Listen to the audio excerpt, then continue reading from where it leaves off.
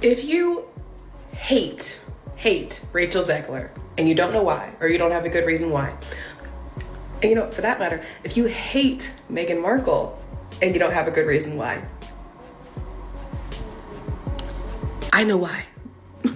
It wasn't until word started getting out about her making people cry, all their staff resigning. One microphone, 14 words, and two women who thought they'd finally tamed the internet. When Meghan Markle slipped Rachel Zegler Deserves Better into her comeback podcast this spring, she expected applause. Instead, the shout-out, detonated, reaction videos spawned within minutes, memes flooded X, and newscasters wondered aloud how a simple show of sisterhood torched two carefully managed comebacks overnight. How did a Hollywood ingénue and a former duchess end? Up sharing the same PR bonfire? To understand the blow-up, we have to rewind to the cracks that first splintered their fairy tales. Back in 2018, Meghan looked untouchable. The California actress who married into Britain's royal house and vowed to modernize the monarchy. Brand. Deals and sold-out speaking slots followed, but the honeymoon didn't last. She's just become a parody. I just find her so hilarious. Like, if you sat down to write the character of a woman who'd thrown the royal family under the bus, accused them of racism, you've taken the title but you don't want any of the responsibility, and you swan off to California and make rainbow fruit platters. I mean, she's just a joke. In June 2023, Spotify axed the couple's $20 million podcast pact, citing low productivity, the first public hint that her golden sheen was slipping. She rebounded in March 2025 by flipping her stalled American Riviera orchard venture into a glossy lifestyle label called As Ever, timed to dovetail with an upcoming Netflix cooking and hosting series. The press releases promised a fresh chapter, yet the rebrand felt more like a reset button already jammed from overuse. Rachel's ascent looked just as storybook. At 19, she leapt from high school theater kid to Steven Spielberg's hand-picked Maria in West Side Story, and, at 20, collected a Golden Globe for her very first film role. Overnight, she became the industry's Gen Z triple threat, a Disney princess in training whose every red carpet twirl felt like a coronation. Then the recoil. Yes, social media is a environment that I think has a lot of that. You know, it was During early press for Disney's live-action Snow White, Rachel branded the 1937 classic Weird, called the prince a stalker, and promised her remake would fix its outdated values. Fans who grew up on the original revolted conservative pundits piled on, and Disney's PR team winced. Weeks later, a Free Palestine tweet resurfaced just as the film's marketing ramped up, irritating studio executives and alienating parts of her own audience. The narrative flipped overnight, from rising star to lightning rod. By the dawn of 2025, both Meghan and Rachel were balancing on reputational tightropes. One more misstep could send either tumbling, and that's exactly when Meghan grabbed the mic. to really wrap your head around why people would be so hateful. It's not catty, it's cruel. Why you would do that? Dropped Rachel's name, and sparked the explosion we'll dissect next. By early 2025, Meghan's reset playbook looked polished. Scrap the stalled American Riviera orchard, relaunch it as ever, and tie the sparkling jars of jam to a cozy Netflix series where she gardens barefoot and plates farmers market salads in soft focus. The February 18th reveal video, husband on camera, sun-dappled orchard behind her, promised a fresh chapter just weeks before the show's March drop. She framed it as liberation, ditch the old name, welcome a broader lifestyle empire, maybe even reclaim the Tig's millennial glow. But rebrands can't outrun reputation. It's really interesting as I can reflect on it. I keep my distance from it right now just for my own well-being. She had this opportunity to be a princess, right? But she sees more value today in being an influencer.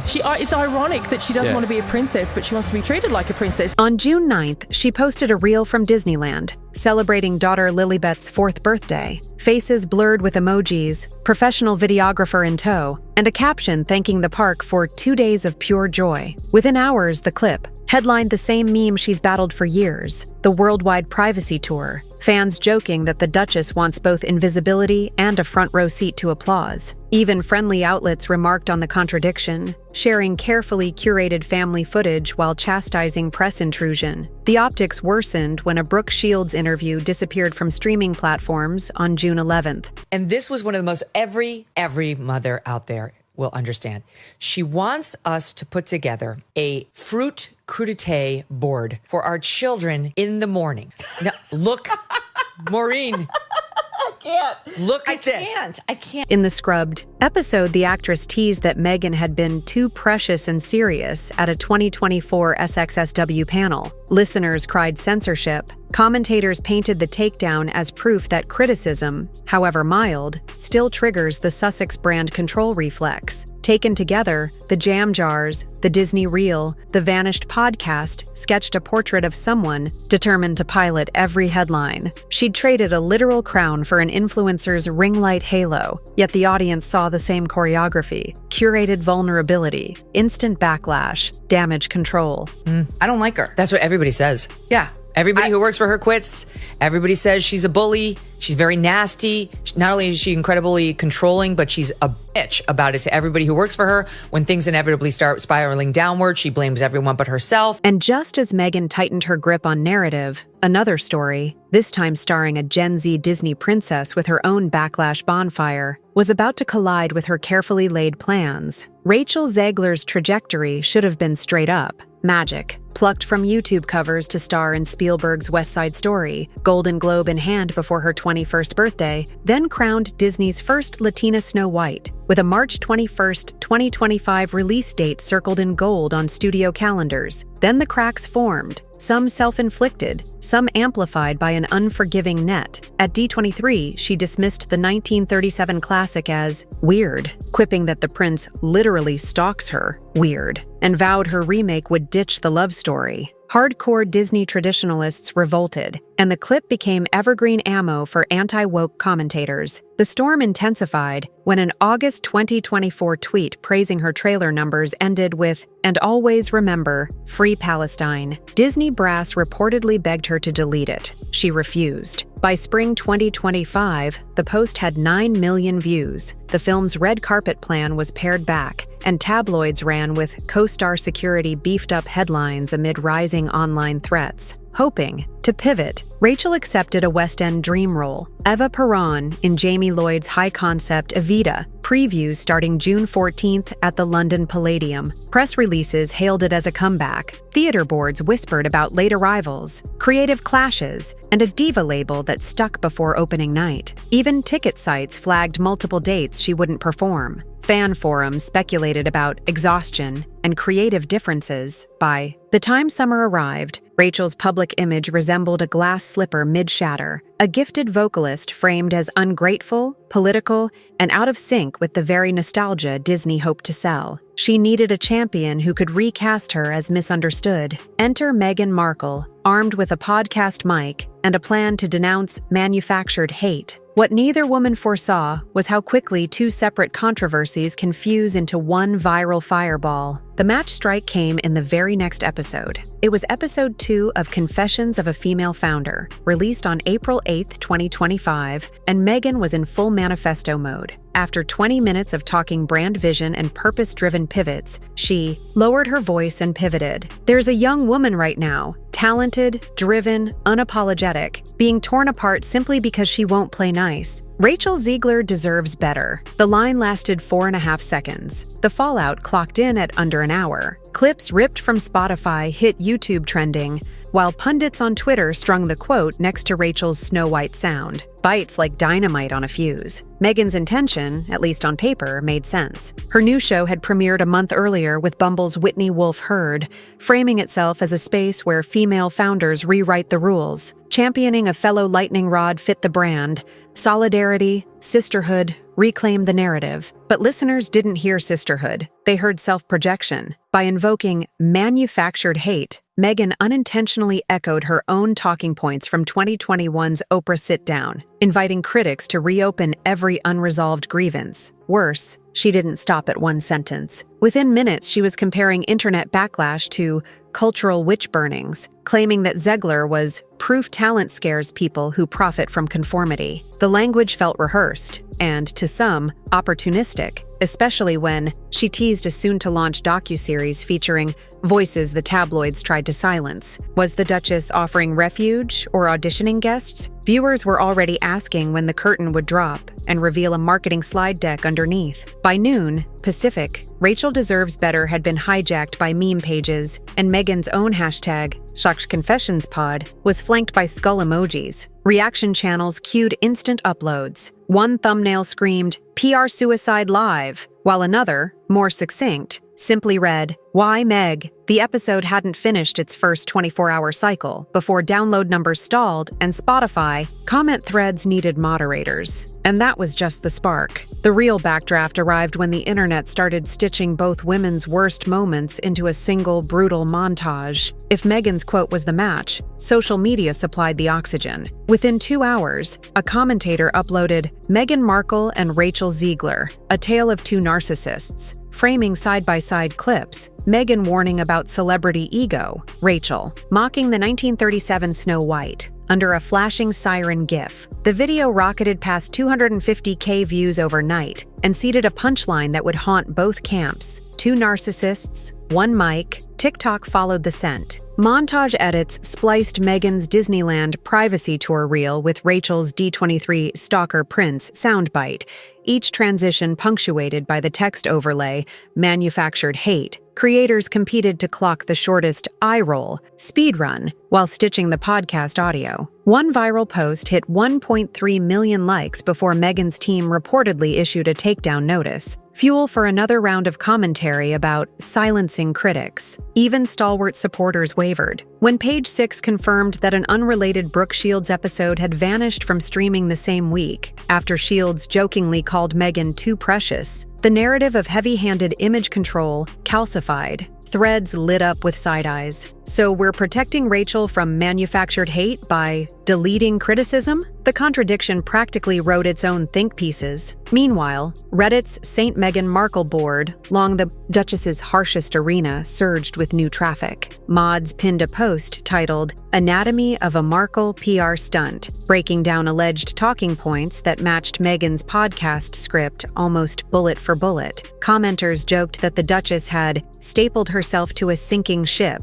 a line quickly immortalized on X as a reaction gif of the Titanic's final plunge, brands noticed. According to analytics leaked to campaign insiders, ad impressions for Confessions dropped 38% in 3 days. Two mid-roll sponsors quietly paused campaigns pending context evaluation. Disney's Snow White publicists, already firefighting, now faced questions about whether Meghan's defense would appear in press junkets, a narrative detour they hadn't budgeted for. By week's end, the Meghan-Rachel saga morphed from isolated controversies into a shared cautionary tale. In 2025's click economy, a single microphone can fuse parallel PR crises into one super-spreadable wildfire, and spectators will keep fanning the flames so long as the protagonists keep talking. 48 hours after the episode dropped, a different kind of clip began, circulating. Screenshots, allegedly from an internal pitch deck, stamped Archewell, narrative 25Q2. The slides laid out a strategy that sounded eerily familiar. Link with misunderstood female voices, co-create content, reclaim conversation. Beneath the bullet points were 3 example names: Rachel Zegler, Amber Heard, and an unnamed chart-topping pop star. A Reddit user on r St. Meghan Markle swore the deck came from a PR agency group chat leak. Skeptics pointed out the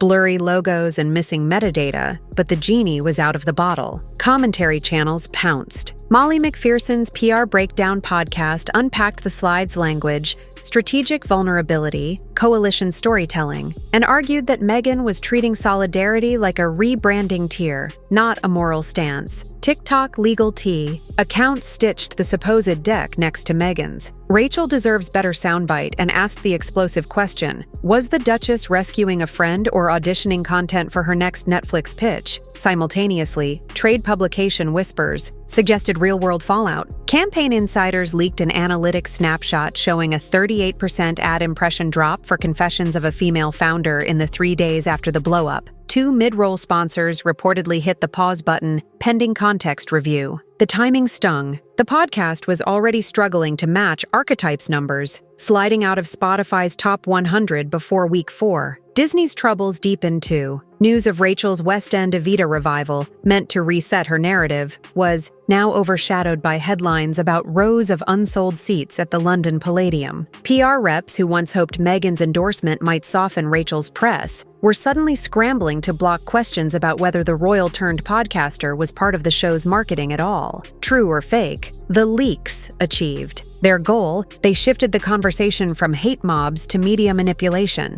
and that perception of two stars choreographing victimhood primed the audience for a harsher verdict when their own past words resurfaced side by side only hours later. Internet sleuths didn't have to dig deep. The receipts were already online. One viral supercut opened with Meghan's 2020 admonition, "Fame can trick young talent into believing they're bigger than the work." Smash cut to Rachel's 2024 D23 clip sneering, "The prince is literally a stalker. Weird." The contrast needed no commentary. Views hit 2 million before lunch, cementing the meme born a day earlier. Two narcissists, one mic. Next came career deja vu. Meghan once called Spotify execs short-sighted when Archetypes wrapped. Now pundits replayed her new show dropping out of the charts after just 3 weeks. Over the footage, creators ran Rachel's own boomerang, her Golden Globe acceptance montage fading into screenshots of Snow White's disappointing $194 million worldwide haul. The message: both women preached empowerment, then watched audiences walk away the minute the gloss cracked. Even small quirks became ammunition. Meghan's much-touted as-ever jam launch, framed as artisanal authenticity, got memed next to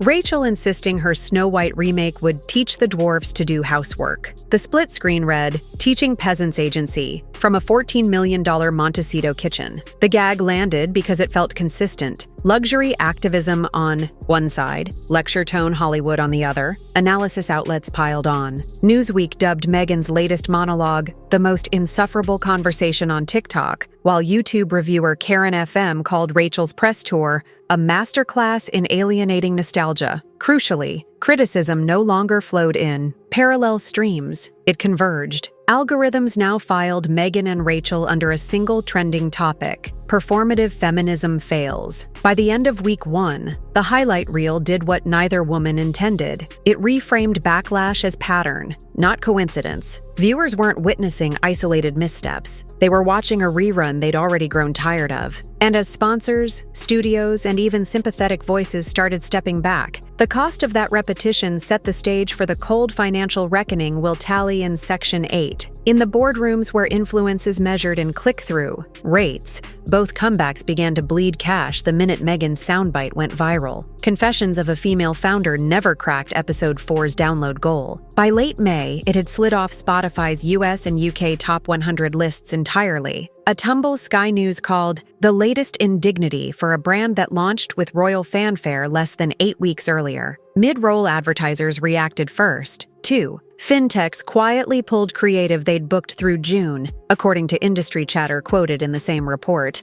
And the show's April launch partner, a travel skincare line, scrubbed the podcast logo from its homepage by early June. Meanwhile, Meghan's lifestyle label As Ever hit its own pothole. After the inaugural Not Quite Jam jars sold out in 45 minutes, she announced an unexpected pause to stabilize supply. Fans applauded the honesty. Critics heard inventory chaos. The optics worsened when a separate Brooke Shields podcast episode vanished days after Shields joked that Meghan can be too precious. Page 6 framed the takedown as more evidence the Duchess censors anything off script, fueling the control freak narrative Meghan's team was fighting to bury. Disney's accountants felt the ripple too. Stung by months of backlash, the studio scaled back Snow White's March 21st red carpet premiere, trimming press slots and swapping the usual fan pit for a subdued photo line. Internally, execs admitted the Meghan moment re-oxygenated the discourse they'd hoped had settled. Over in London, advanced sales for Rachel's 12-week Evita revival told the same story. Blocks of unsold seats flashed neon on Palladium booking maps, prompting discount codes before previews even began. PR specialists were blunt. One consultant, quoted in The Sun, said Meghan stapled herself to a sinking ship, and now both women are listing. The immediate loss is measurable. Stalled product drops, shelved sponsorships, shrinking box office projections. The longer-term cost is harder to quantify but easier to sense. Industry fatigue. Hollywood can handle controversy. It rarely bankrolls exhaustion. One sentence meant to shield a fellow outsider instead fused two parallel crises into a single superstorm. In trying to control the narrative, Meghan and Rachel expose the pattern at its core. Curated vulnerability, instant backlash, firm denial, repeat. The public didn't discover anything new. It simply connected dots the women kept redrawing. Now a podcast bleeds listeners. A lifestyle line hits pause. A Disney tentpole tiptoes into theaters. And a West End debut hustles Groupon codes. The irony? Both stories started as fairy tales about challenging old power structures. Yet 2025's audience has little patience for heroines who wield empowerment like a shield against any critique. In the attention economy, authenticity is currency and repetition is debt. And Meghan's "Rachel deserves better" overdrew the account. So where does the script go from here? Silence could buy them breathing room. Accountability might buy them trust. But if the cycle repeats, another mic, another manifesto, the next backlash won't feel like déjà vu. It'll feel like confirmation that the lesson still hasn't landed. In that case, the headlines will keep writing themselves. No PR deck required.